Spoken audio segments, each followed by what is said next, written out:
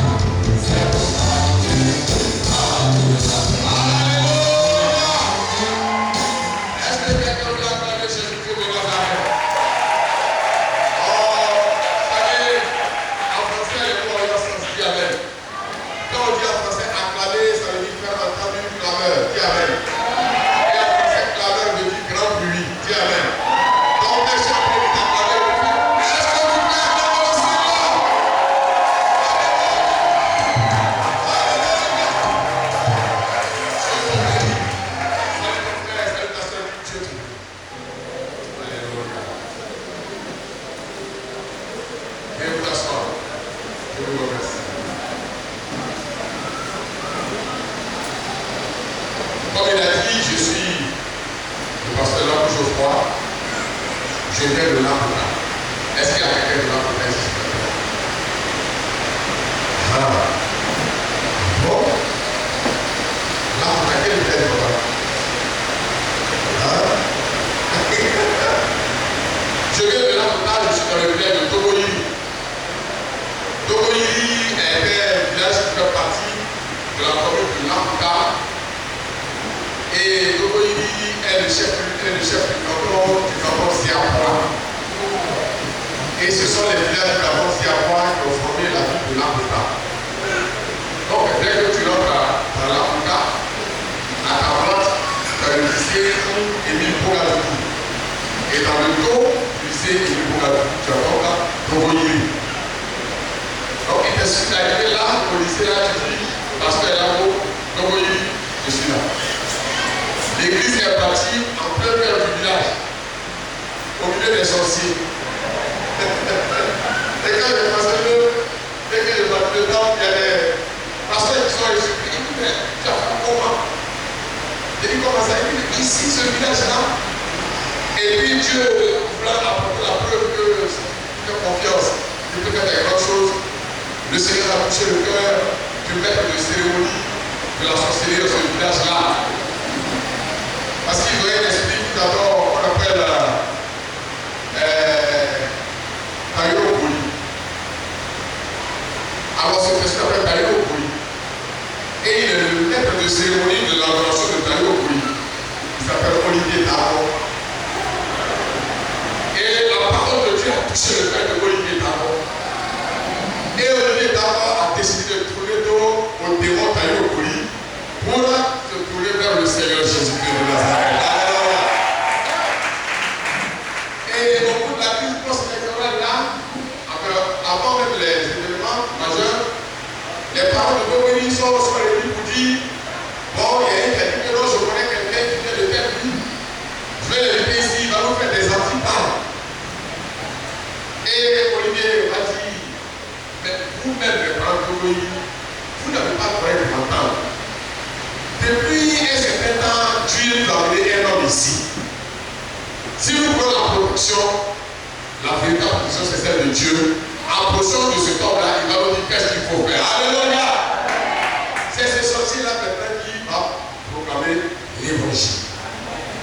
Et le Seigneur fait beaucoup de choses là-bas à l'Afrique.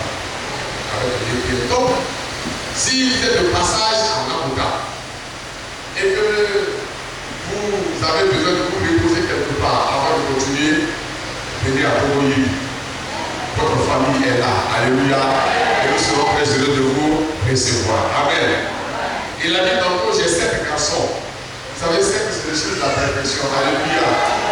Si quelqu'un veut être performant, eh bien, tout à l'heure, la prochaine, je vais te poser les mains. Alléluia. Alléluia. Que Dieu vous bénisse. Je voulais dire merci au pasteur Sylvain ainsi qu'à tous les membres de son conseil pour la grâce qu'il nous donne de partager ce merveilleux moment avec vous. Je veux croire que tout à l'heure, Dieu va s'adresser à chacun d'entre nous et qu'à la fin de ce culte-là, eh bien, nos vies seront davantage transformées à la gloire de notre Seigneur Jésus de Nazareth. Quelqu'un dit Amen 2 fois. Tu vas prendre ta Bible et nous allons lire le texte qui va soutenir le message du Seigneur ce matin. L'évangile selon Matthieu, le chapitre 28, à partir du verset 18.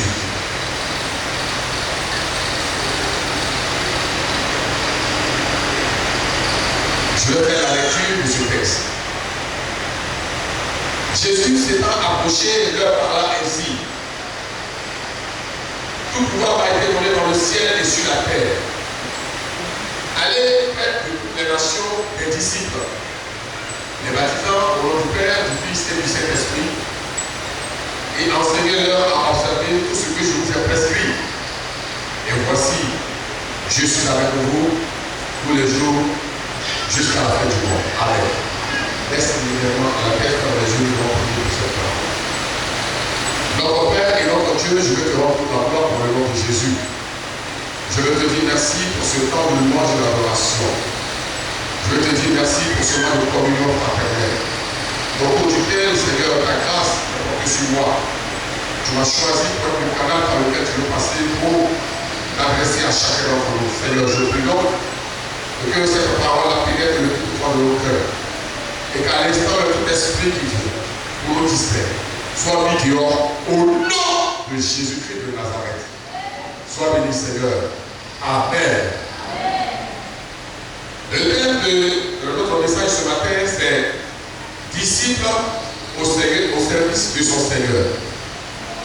Disciple au service de son Seigneur. Bien-aimé, le nom biblique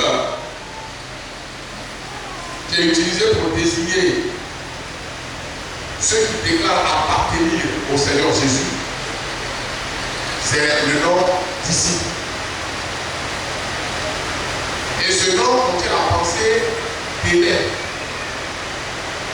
Le grec qui a été utilisé pour donner en traduction le mot disciple en français, disciplos, contient le nom d'Hélène, l'appelant. Le disciple, c'est celui qui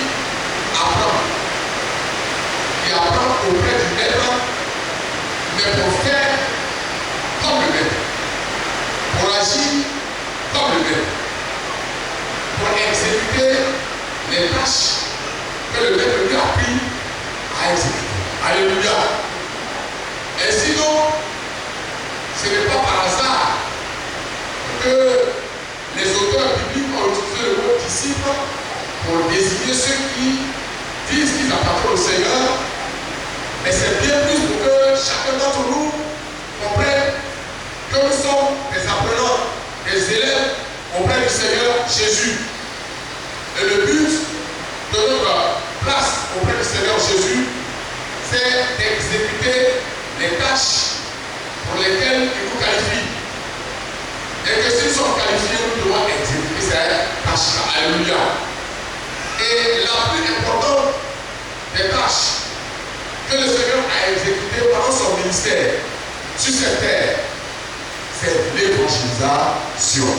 Alléluia. Et sinon, tout disciple, tout chrétien qui déclare appartenir au Seigneur Jésus doit avoir pour souci l'évangélisation. Et à cela que ce matin, je voudrais vous inviter, bien les frères et sœurs de EPM Fire. Gloire à Dieu. Nous avons besoin dans cette communauté d'être nombreux. D'être nombreux parce que la tâche est ardue, elle est grande.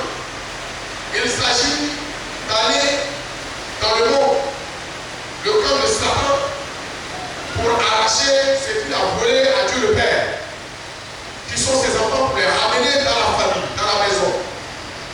Vous savez, lorsque vous lisez les évangiles, au chapitre 3, il est dit que l'Esprit du Seigneur a conduit Jésus dans le désert.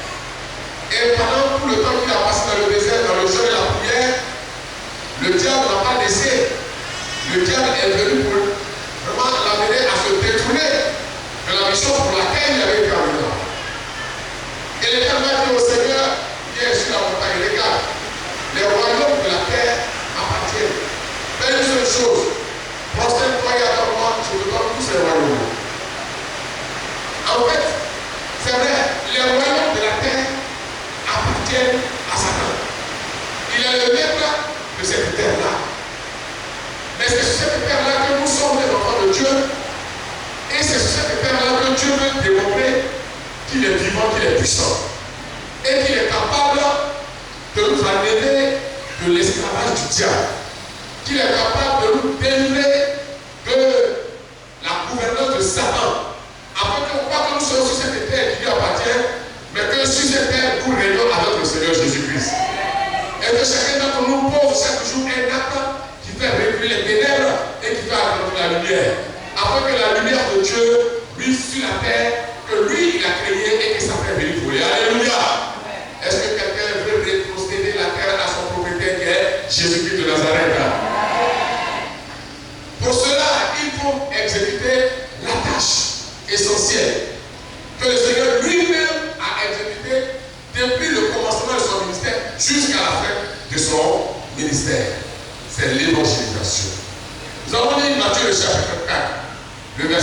17.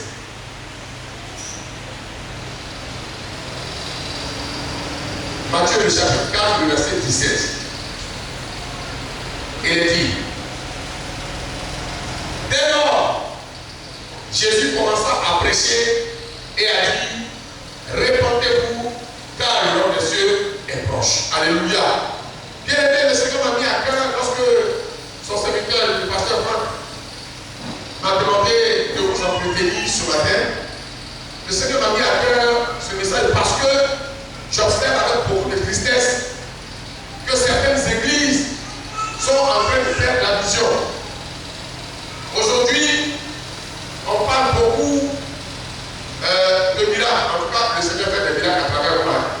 Donc, je n'ai pas de mépris pour le miracles. Je viens de vous dire que par mon ministère, un sorcier, Olivier Tabon, a été tenu au Seigneur. C'est un miracle. Alléluia. Donc, je ne suis pas en train de dire que parler de miracles dans l'église n'est pas vrai, c'est juste exact. Mais ce n'est pas fondamental. Dis Amen. Donc, il faut présenter l'évangile. Car c'est ce que le Maître a fait dès le commencement de son ministère. C'est ce qu'il a continué de faire. Et c'est l'ordre suprême qu'il nous a donné selon Matthieu le chapitre 28. Donc, l'évangélisation doit être au cœur de l'action de l'église. L'évangélisation doit être le fondement de l'œuvre de l'église. Afin qu'un plus grand nombre soit gagné au Seigneur. Et de former une armée de Dieu sur la terre afin de détruire les œuvres du diable. Alléluia. Mais l'évangélisation, c'est quoi? L'évangélisation, c'est l'action d'évangéliser. Et évangéliser, c'est quoi? C'est proclamer l'évangile. Mais l'évangile aussi, c'est quoi? Alléluia. Quelqu'un qui a dit deux fois. Donc, parce que si tu ne comprends pas ces choses-là, avec ta bonne foi, tu vas croire que tu as pu bien faire. Mais en fait, tu vas bien faire dans l'erreur. Et tu ne vas pas atteindre le but. C'est pourquoi je prends le temps de t'expliquer. L'évangile. À l'origine de ce mot en français, il y a le grec euangelion. Et c'est euangelion qui a donné en français évangile. Et quand le grec dit euangelion, le grec est en train de dire bonne nouvelle. Quelqu'un dit amen. Mais quand le grec, dans sa pensée, il dit l'expression bonne nouvelle, il a en train de dire quoi? Il a en train de dire une nouvelle qui donne à espérer. Donc l'évangile, c'est un message qui vient pour donner à espérer. Quelqu'un qui est dans le désespoir, quelqu'un qui est malade et à qui on a dit c'est fini, toi tu vas mourir. Mais il y a un message qui vient pour dire non, c'est pas encore fini, il y a de l'espoir. Alléluia. Une femme qui n'enfante pas, qui est partie partout dans les hôpitaux, qui a vu les femmes combien et tout, qui allait même donner des cabris à des rivières. Mais il n'y a pas de résultat. On lui dit, ma soeur, ce n'est pas la peine. Pour toi, il n'y a rien à faire. Mais il y a une parole qui vient vous dire, il y a encore quelque chose à faire. Il y a de l'espoir, tu vas affronter. Alléluia. C'est cette parole-là qu'on appelle l'évangile. Donc l'évangile, c'est un message qu'on apporte à une personne dans le but de lui donner à espérer dans ce monde de désespoir. Dans ce monde chaotique, dans ce monde troublé, dans ce monde qui n'offre aucune perspective positive, dans ce monde où la joie vraiment n'est pas perceptible, où chaque jour c'est l'angoisse, c'est la détresse, c'est les inquiétudes, dans ce monde où les gens semblent dire vraiment, moi je suis un tapis mort, je n'ai plus peur de couteau. Et il y a des gens comme ça, leur vie là c'est ça. Moi, je suis tapis mort. Donc il s'en va dans les koutoukoutron. Les koutoukou aux multiples couleurs. Il y a des koutoukou verts, il y en a de rouge et kaki. Avec ton nom, vraiment, c'est pas possible. Il y en a on appelle you et tout ça là. Et depuis le matin à 6 heures, il est assis dans ce koutoukoutron et il est en train de boire. Et il est en train de dire Alissonce Doumbouya, et il a des communications terribles. Il quitte là, c'est allé dormir, et puis le lendemain, il est dedans. En attendant que la mort vienne le trouver, là où la mort va le trouver. Il n'a aucun projet. Il vit dans la désolation. Mais le Seigneur a besoin de toi pour dire à cet homme qu'il y a encore de l'espoir. Alléluia. Bien-aimé, si je tiens là devant vous ce matin, c'est pas plus grâce. Moi, mes parents ont divorcé, je n'avais que 4 mois. Mon père, il frappait trop ma maman. Il frappait trop. Et puis, un jour, la pauvre dame, elle ne peut plus tenir. Elle a dit, c'est mon père. D'après le témoin qu'on a entendu, les gens ont commencé à lui dire, non, tu devais déjà être dessus le premier fils de mon père et de ma mère.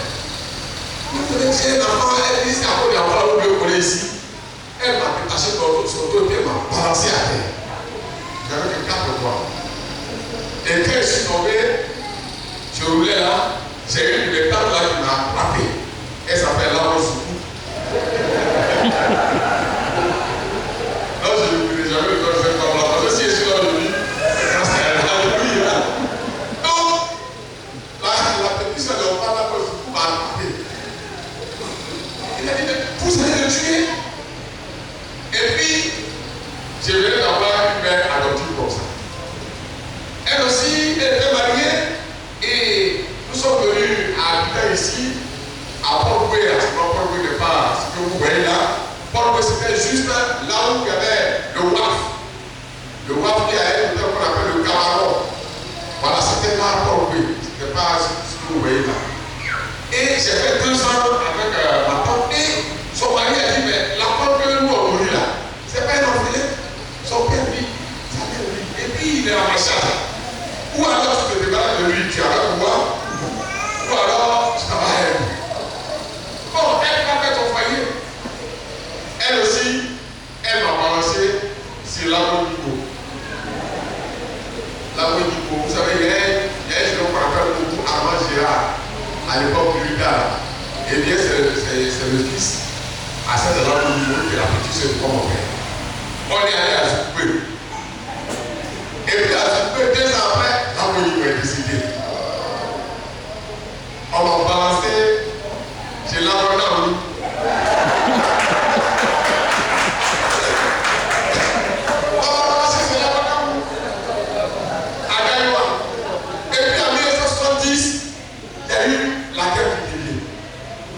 Alors, tout le monde a fui.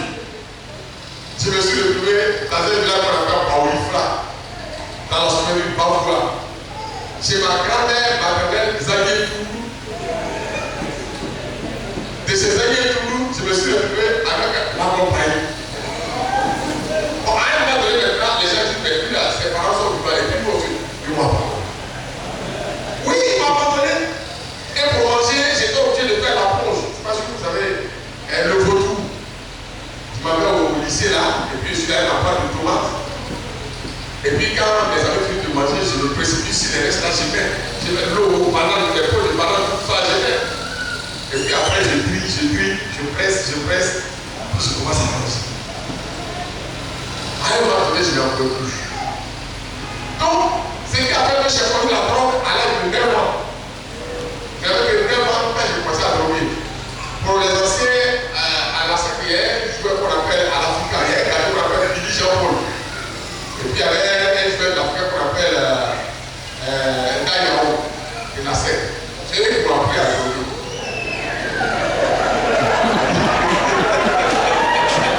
C'est eux qui m'ont appris à jouer. Non, eux aussi, je ne vais jamais oublier leur nom.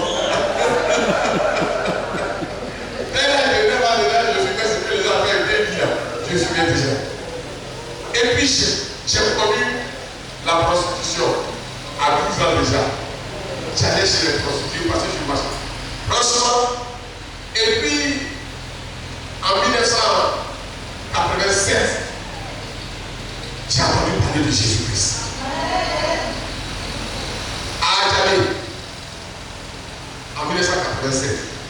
Et l'homme de Dieu qui prêchait ce jour-là, il a dit, Tu es ici dans cette salle.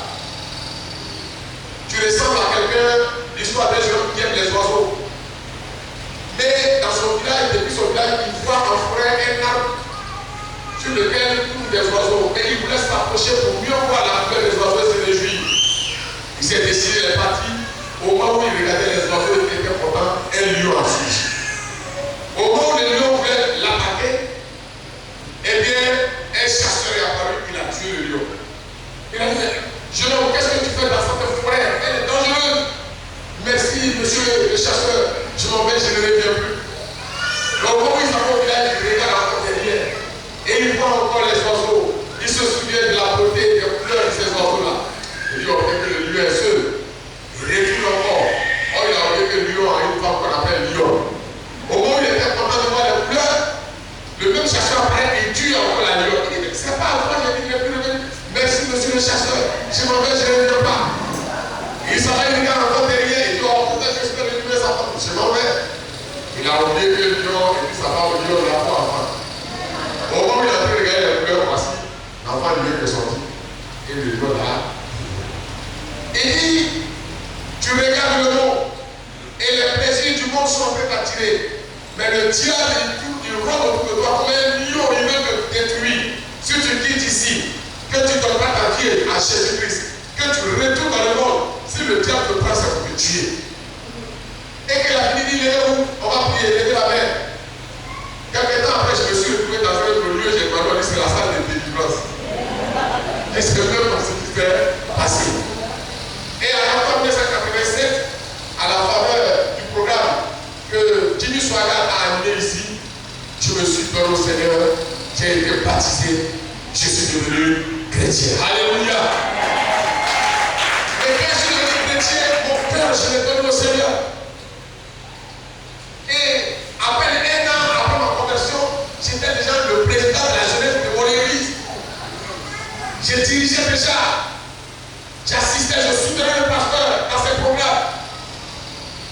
Et avec la jeunesse de l'église, j'organisais des séances d'évangélisation porte à porte. À l'époque, on avait un livre qu'on appelle le cœur de l'homme. Où il y a des tigres qui sont là, voilà. On utilisait ça. Et on n'avait pas tous ces avantages-là, les micros, les haut-parleurs, ça n'existait même pas. Mais on a évangélisé. Et cette évangélisation-là a apporté des fruits. Des hommes ont été gagnés à Dieu. Des femmes ont été gagnées à Dieu. Des jeunes filles ont été gagnées à Dieu. Et nous avons bâti une grande communauté. Si vous allez aujourd'hui à Bobo, à Bocatier, il y a une église qu'on appelle Kilgal, église évangélique des assemblées de Dieu, communauté de Kilgal. Et bien c'est de cette église-là que je suis en train de parler. Alléluia. Et j'ai travaillé avec des hommes parce que j'avais envie de parler de Jésus. Ce que je dis à faire pour quelqu'un maintenant, que je voulais témoigner, présenter l'évangile. Parce que Jésus m'a donné à respirer. Alléluia. C'est l'espoir que je m'ai donné là aujourd'hui, qui m'a donné de rencontrer la plus belle femme que la terre n'a jamais connue. Dieu avec deux fois. Et mon cœur est tellement rempli de l'amour de cette femme-là que vraiment le fruit de cet amour s'est transformé matériellement. Vraiment avec un seul garçon. Alléluia. Et où je suis là, je suis pressé de retrouver encore la totale. C'est bien sûr le premier cas de la totale que je suis dedans. Alléluia. Mais c'est Jésus qui a donné un sens à ma vie. Je suis devenu un époux. Je suis devenu un père. Et je suis devenu serviteur de Dieu. Et c'est grâce à Jésus que des personnes comme vous, importantes, vous êtes assis là et moi je suis ici, et puis je parle pour écouter. C'est pas à cause de Jésus là. Si c'est pas à cause de Jésus. Mon papa qui est là, pourquoi s'asseoir et écouter? Mais c'est parce que Jésus a transformé ma vie. Alléluia. Parce que j'ai entendu l'évangile. Et j'ai pris courage. J'ai dit, il y a encore de l'espoir. Et la drogue est partie. Vraiment, la vie de prostitution est partie. L'alcoolisme est parti. Donc aujourd'hui, j'ai une place dans la grande famille de l'Église du Seigneur Jésus-Christ. Alléluia. Bien-aimés, c'est de cela qu'il s'agit. Il faut que vous allez partout. Là où vous habitez, allez annoncer la bonne nouvelle. Car autour de vous, dans ce quartier, je sais qu'il y a des grosses villas. Mais dans cette villa-là, vous ne savez pas ce qui se passe dedans. Il y a dans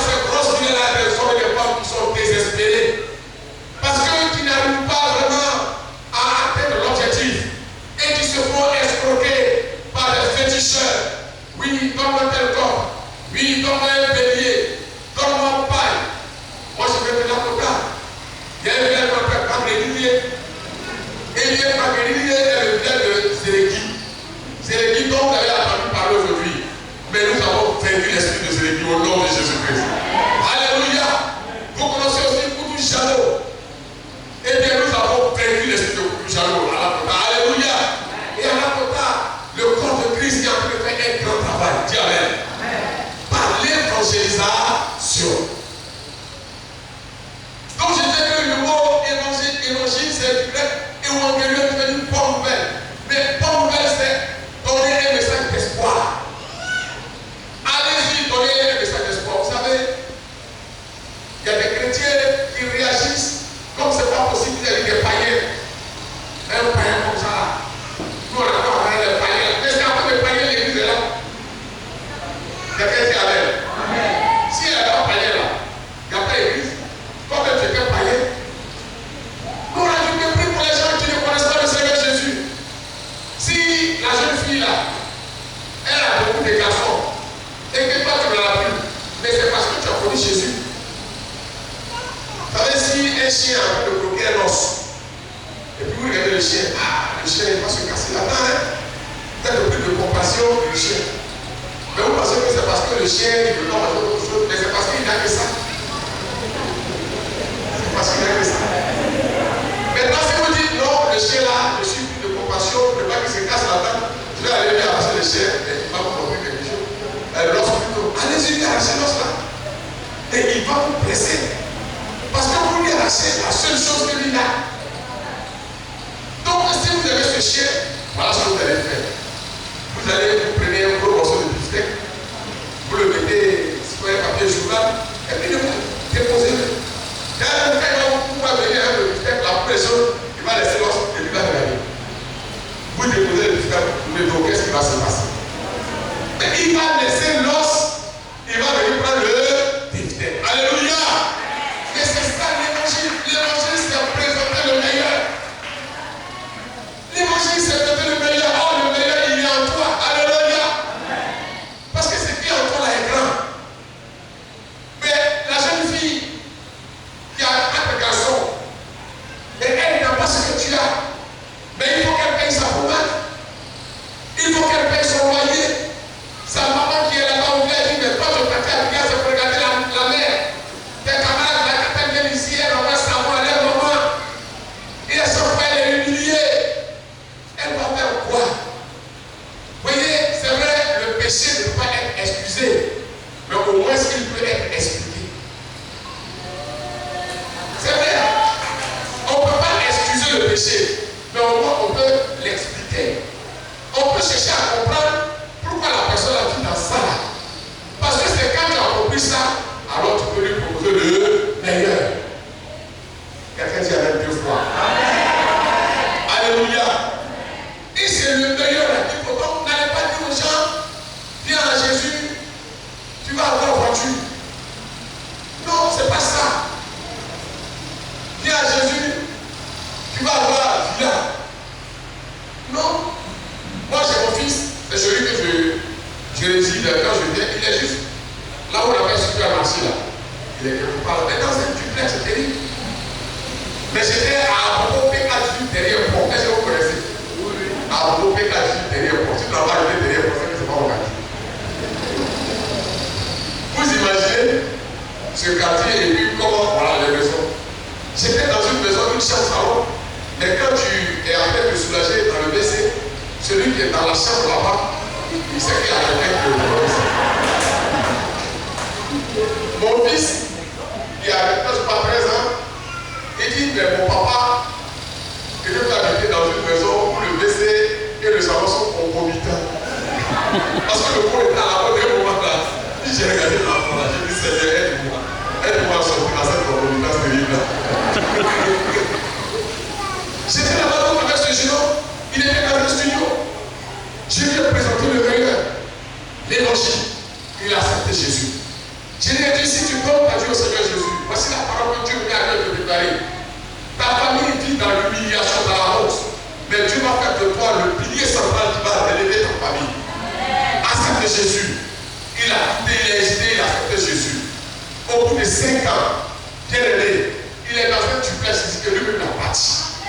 Là, à côté de l'hôpital qu'on appelle supermarché, il s'appelle Abo Kwame Alexis. assis. Alléluia. Mais il était quoi? Comment on appelle les gens en commission dans les sociétés là? Poussier. Dans une de la cuisine qu'on appelle Asipa, ceux qui fabriquent cahiers.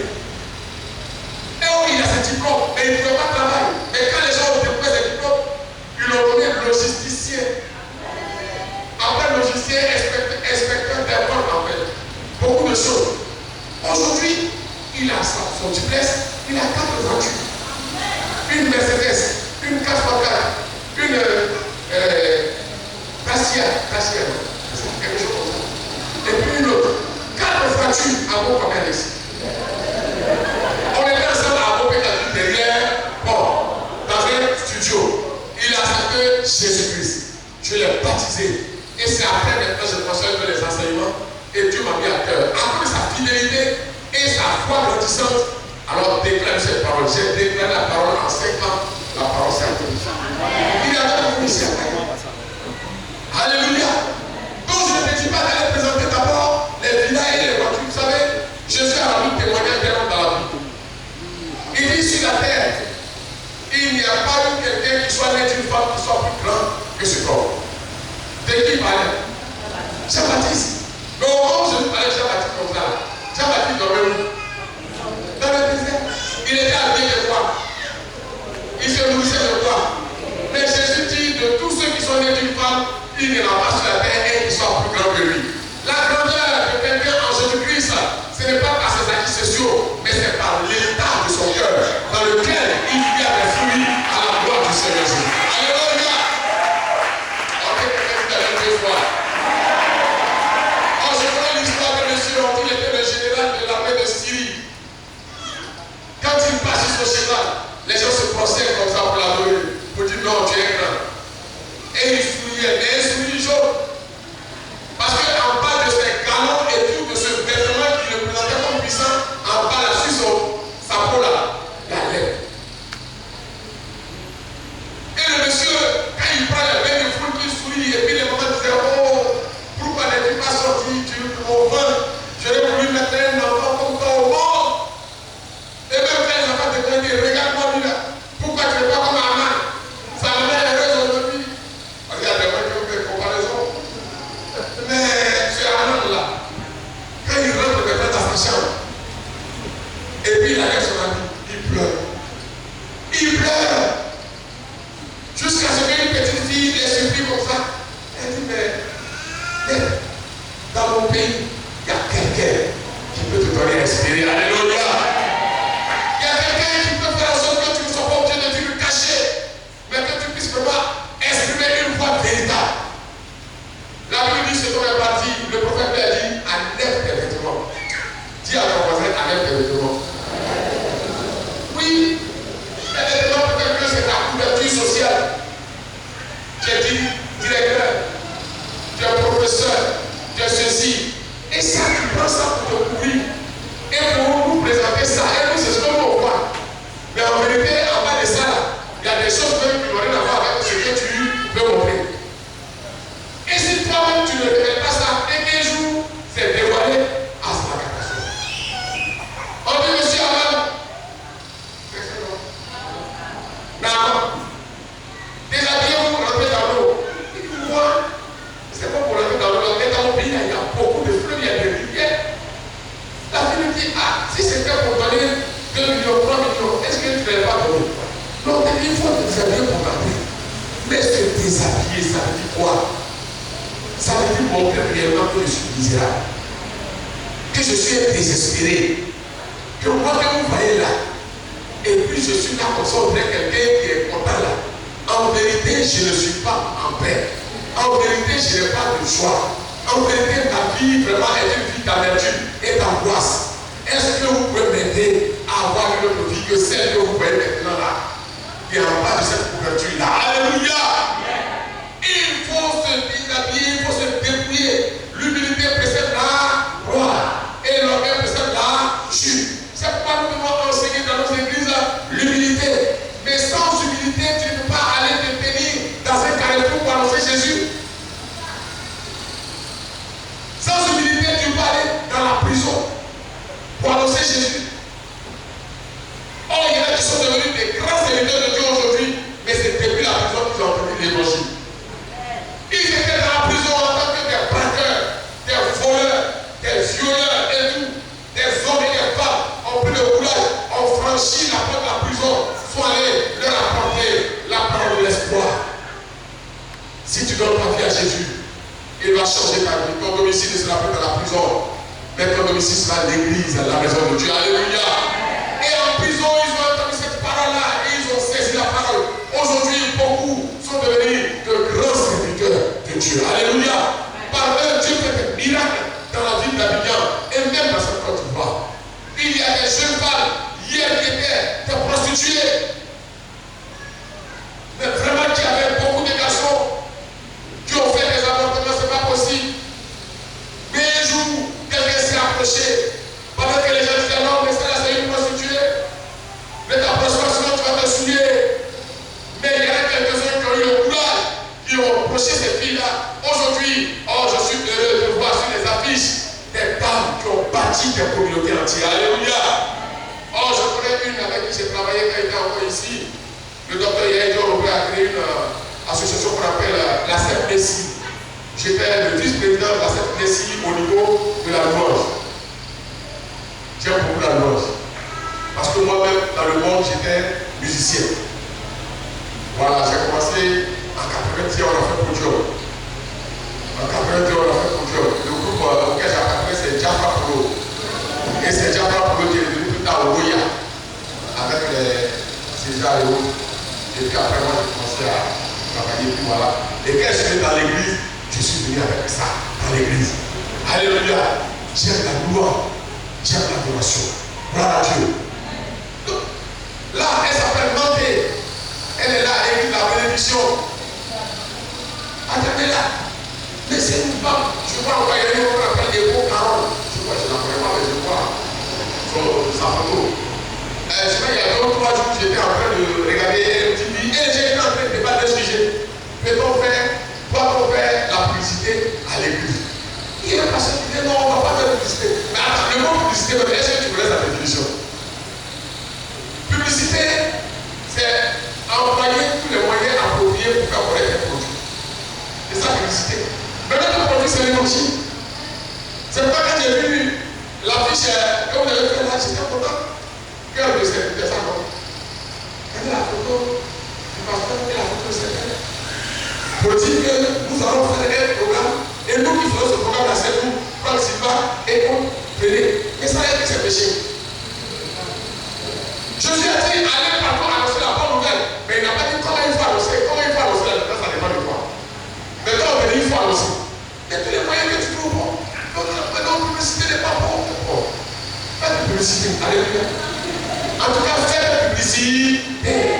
Faites des grandes photos de votre pasteur, vous connaissez ça. Et puis mettez EPM Faya. Nous organisons veillée d'évangélisation. Venez pour être délivré. Ça, on appelle ça les stratégies d'évangélisation. Quelqu'un dit avec 3 fois. Amenez-le à la radio, à la télévision, il n'est qu'à parler là-bas pour faire connaître l'exemple de l'église ici. Avant que ceux qui savent pas sacher l'église est là. Il n'est qu'à aller à la télévision, il n'est qu'à aller à la radio. Faites sa photo, prenez partout. Mettez sur tous les murs. Je dis que ça va être l'église de la Calédonie. Et il faut évangéliser. Alléluia. Des femmes ont été gagnées à l'évangile. Mais aujourd'hui, des communautés de disciples sont bâties et des gens qui étaient malades sont guéris. Mais ces femmes-là, hier, c'était des femmes qui avaient une vie que vous connaissez. Mais à cause de Jésus-Christ, aujourd'hui, elles ont été transformées. Elles sont au service de l'église du Seigneur Jésus-Christ. Alléluia. Donc, lorsque vous partez, évangéliser, présentez le meilleur.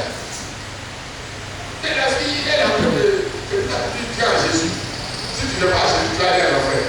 Mais qui t'a dit que l'évangile, c'est que je vais aller à l'enfer? Non. Il dit, répondez-vous, car le nom de Jésus est proche. Point. Et puis c'est arrêté là. Il n'a pas dit celui qui refuse d'aller dans le nom de Jésus, il va aller à l'enfer. C'était même pas son souci. C'était d'abord que les gens viennent. Et n'allez pas là-bas pour dire, oui, le Seigneur dit, si tu ne donnes pas ta vie, tu vas mourir. Tu vas aller à l'enfer. Là où il y a le feu qui s'éteint jamais.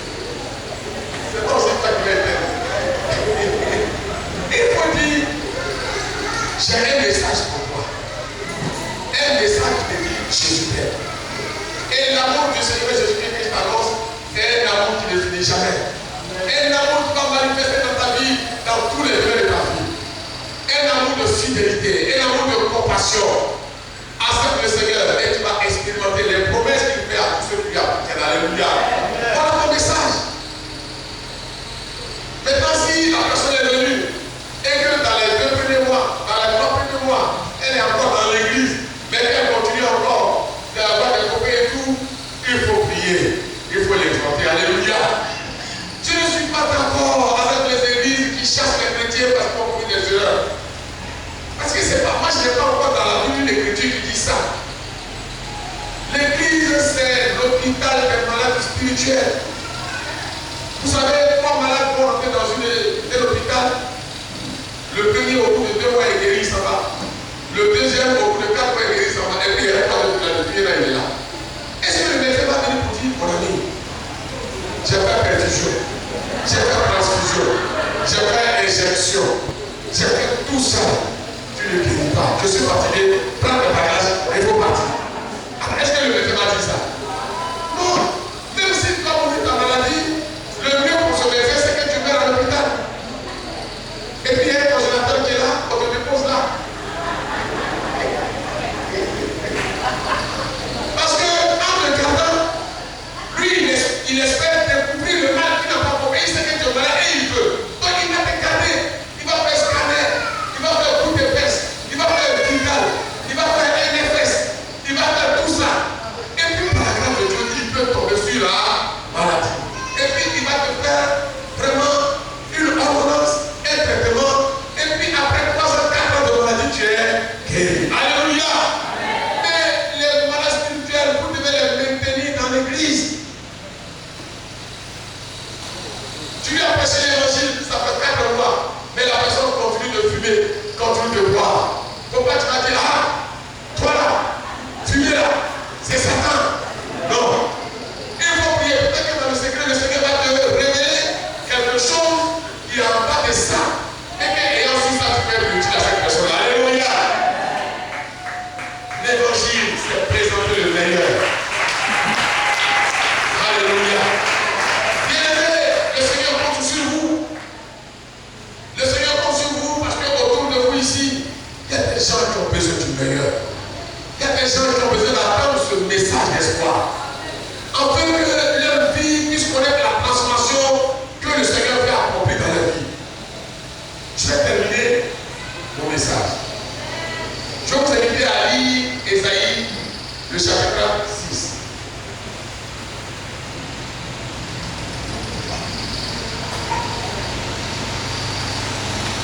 À partir du verset 1er.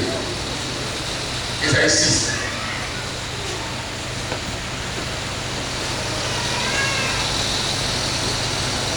À partir du verset 1, je lis la parole de Dieu.